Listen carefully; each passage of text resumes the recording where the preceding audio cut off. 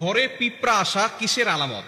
আমাদের অনেকের ঘরে পিঁপড়া আসে, আবার পিঁপড়া চলেও যায়, কিন্তু যখন পিঁপড়া আসে তখন আমরা একেবারে অসহ্য হয়ে যাই এবং অনেকভাবে পিঁপড়াকে আমরা দুনিয়া থেকে বিদায় করে দেই। অনেকে গরম পানি ঢেলে দিয়ে পিঁপড়াকে মেরে ফেলে, অনেকে বিভিন্ন মেডিসিন দিয়ে পিঁপড়াকে মেরে ফেলে।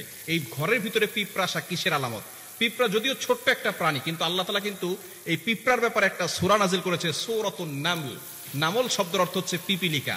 সুবহানাল্লাহ বিহামদি। আল্লাহ তাআলা পিপিলিকার নামে একটা সূরা নাজিল করে দিয়েছেন।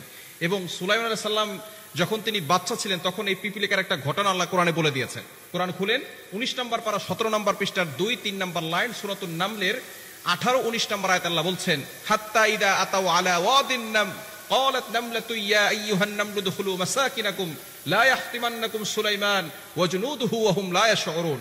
সুলাইমান আলাইহিস সালামকে আল্লাহ তাআলা একটা সিংহাসন দিয়েছিলেন। এই সিংহাসন দিয়ে সুলাইমান আলাইহিস সালাম সব জায়গায় যেতে পারতেন এবং সকল প্রাণীর কথা তিনি শুনতে পারতেন। সুবহানাল্লাহ। একজন বাচ্চা পৃথিবীতে এমন ছিল যিনি সারা পৃথিবীর সকল প্রাণীদের ভাষাও বুঝতেন এবং সারা পৃথিবী শাসন করেছেন। তিনি ছিলেন হযরত সুলাইমান আলাইহিস সালাম। এই সুলাইমান আলাইহিস সালাম তার এই দলবল নিয়ে সেখান থেকে যাচ্ছিলেন এক রাস্তা দিয়ে। তখন যে পিপিলিকার নেত্রী ছিল তিনি একজন নারী পিপিলিকা ছিল। এই নারী পিপিলিকা তার সকল পিপিলিকা বাহিনীকে বলছিল, ক্বালাত নামলাতু ইয়া আইয়ুহান নামলু দুখুলু মাসাকিনাকুম লা ইয়াহতিমান্নাকুম সুলাইমান ওয়া জুনুদুহু ওয়া হুম লা ইয়াশউরুন। তোমরা তাড়াতাড়ি করে তোমাদের গৃহে চলে যাও।